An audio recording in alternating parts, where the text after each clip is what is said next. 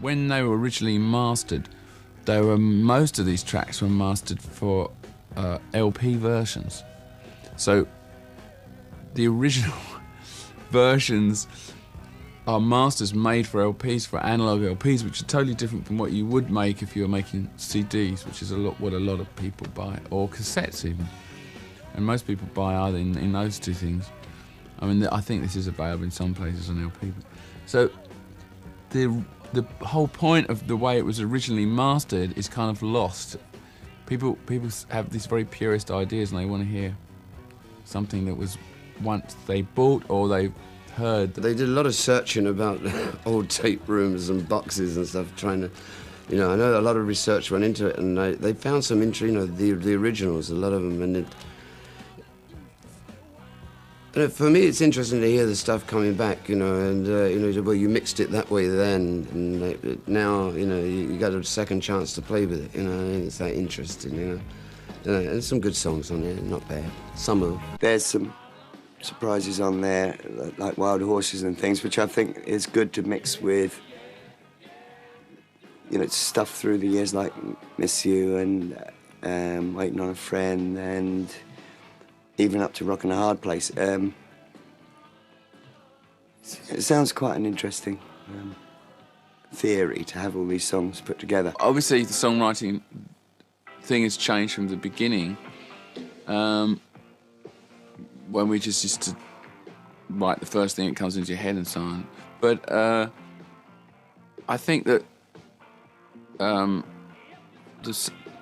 think that both in the earlier and later songs, there's all different ways of writing songs. I mean, you can sit down and write a real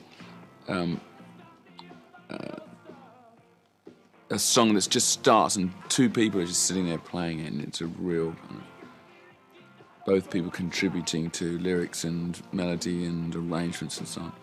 Or you can just bring a song completely finished into it, which there's on this compilation there's a lot of that. Writing songs hadn't occurred to us until our first album came out, and then said, well, that was the best of your material that you play, and we're going to need some new stuff. Now, either you go out and look for songwriters and look for songs, or how much simpler, as Andrew Oldham said, if we could write our own. For a while we wrote kind of Beatles kind of songs, and then we wrote ballads, and we found it very hard to write rock songs. And it took a while to get that. We were still doing cover versions, and eventually we graduated to writing rock songs. John and Paul were, because they were doing it already, they're just a few months in front of us, that what a self-contained unit, that would be fantastic. And he says, well, Mick and Keith, go and write a song. And we look at each other and he's nuts. That's another job, I've never thought about doing that ever.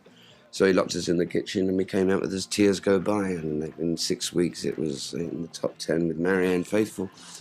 It can be done, No one had ever written songs that I would recall and sung them themselves. It wasn't sort of done. You picked up a song from an American hit and covered it very much like what we did at the beginning, and the Beatles and everyone else. But you didn't actually write the songs and then they came out and they were hits. They were always done by someone else. So, I see. I see. You write your own. Well, just the concept of it was original, and you used to sit down and work out how they'd been.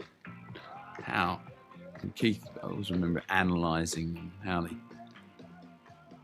were constructed. So they were deconstructed by Keith, and you see how it worked. I think Mick and Keith's strength in their writing relationship is the most important thing about the band, apart from Charlie's drumming. You can't have either of those things missing, Mick and Keith's songwriting partnership and Charlie's drums, and call the band the Stones. You must have those things going, and that's what we still have today. And I'm very relieved that their songwriting partnership is getting stronger. I mean, I didn't have any doubts, but now I'm very happy that it's even stronger than it's ever been. Where songs come from, I have no idea. They just zoom through the room, you know. I mean, I've never sat down in my life saying, I'm now going to write a song. You know, they come to me. I just sit around and play guitar, you know, and I'll sing Buddy Holly stuff or Eddie Cochran or Otis Redding, you know, and after about half an hour, incoming, and the whole thing changes, and suddenly I have a song, you know. It's not anything to do with what I've been playing before, but there's a certain warm-up period, and it's like a transmitter, you know, or an antenna, really. You just put your hand up, and you're there, and you just see what's around. I've never had a problem with creating. I don't like the idea of even thinking they're anything. I just pick them up, you know, they're there already as far as I'm concerned. And that way, you get rid of that whole idea of, like, I've got writer's block. And Mick and Keith were helping me on I Can Feel the Fire, this one song I was doing down there. And at the same time, they were shaping up this song called It's Only Rock and Roll. It was a demo at the time, yeah, it was some dub, you know, that was just laid down, I think, Mick and Bowie, I think, at the time.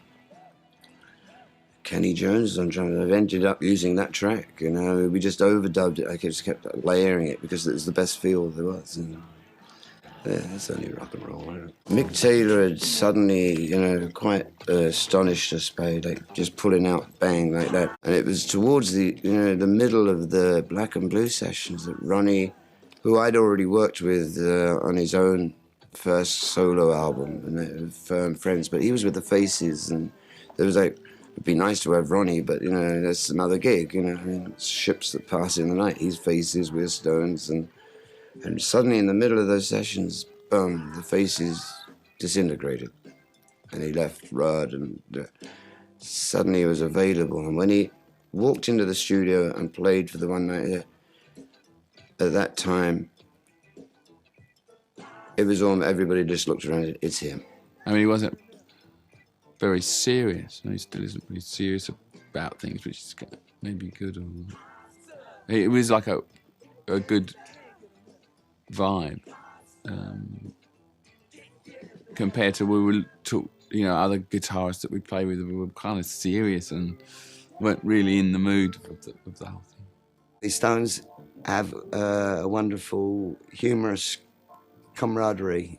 You know, everyone in their own different ways. Charlie is very dry, and Mick is very elusive, and Keith is very Max Miller, and I'm very Derek and Clive. You know, we have a lot of humour between us. I don't want to live in a world where you're just cut off from major trends. It doesn't mean you have to follow them, but it's good to know what's going on, because it's popular music. It's what it is. You're not like living in an ivory tower, and you don't have to be enslaved by trends, and every time it kind of comes along, you have to jump on it.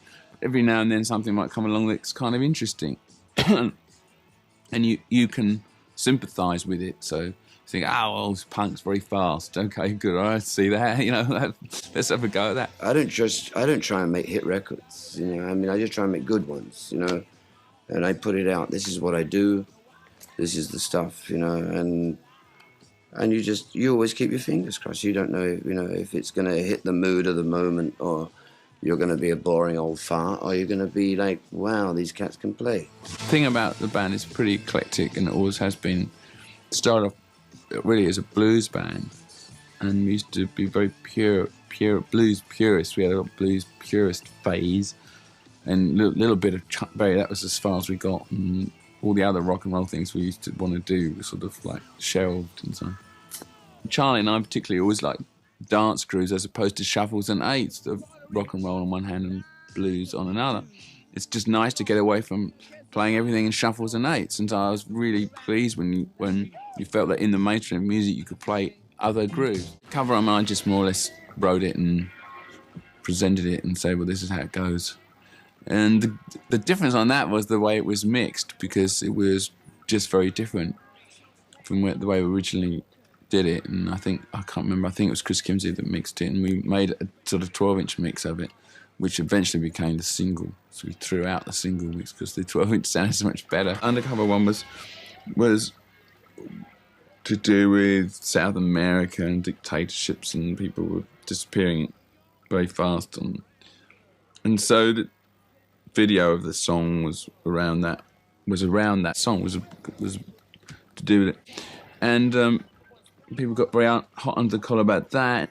It's funny, and then you find that you would expect that this medium or all these brash bands would have more of a go at this area.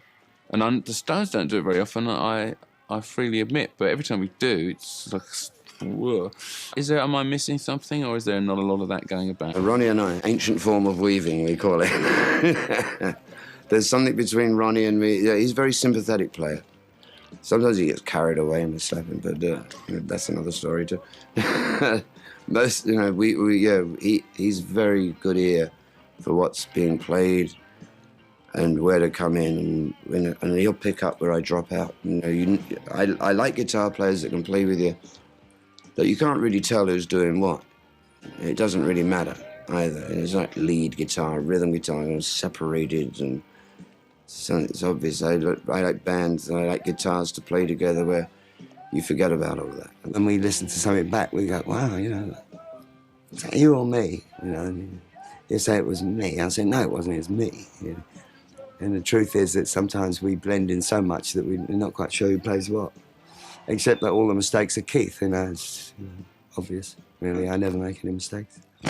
A band, especially been around together as long as we have, this goes beyond explanation. The closest analogy is family, I guess, but maybe it goes even beyond that, because families split up and kids leave, but we work together as well and play together, and it's a very special relationship between guys, and sometimes we're very cold-blooded with each other, but you can do that with guys that know you. I think there's a lot of friendship has to be in the equation. The trouble is with friendship that it's very volatile and fragile. And so if you just have a professional relationship with people, you don't have any of those problems. If you just have a professional relationship, and then you might think it's easier, or in some ways I guess it is. But then the friendship can cement a more long-running thing. So, Keith and I have a friendship that goes back before the band, and I have a friendship with Charlie and so on, and Ronnie. And so that's one part of the glue, and then the other glue is, do you enjoy what you're doing? And the other thing is it successful? And so if it is successful, and the Rolling Stones, they've had a lot of ups and downs over the years, have been pretty successful, what they do, and people have liked it and so on. So with all those things together, that's the reasons, some of the reasons that the bands continue, I think. To me, the Stones right now is one of the most interesting points of the whole deal, We're the only ones still doing it. I've got the best band in the goddamn world, man, What we're trying to do is just keep getting better and just deliver honest rock and roll, which, is an endangered species these days, because none of the animals that play it have lasted more than 10, 12, 20 years. We're finding out what it's like to do it through your whole goddamn life. And that's another thing. And we're the only ones that can do that, because everybody else split and died or gone. But we're still here. I'm going to push it down the line. On a good day, it's a very, very good rock band. On a bad day, it's terrible, but you can say that about everyone.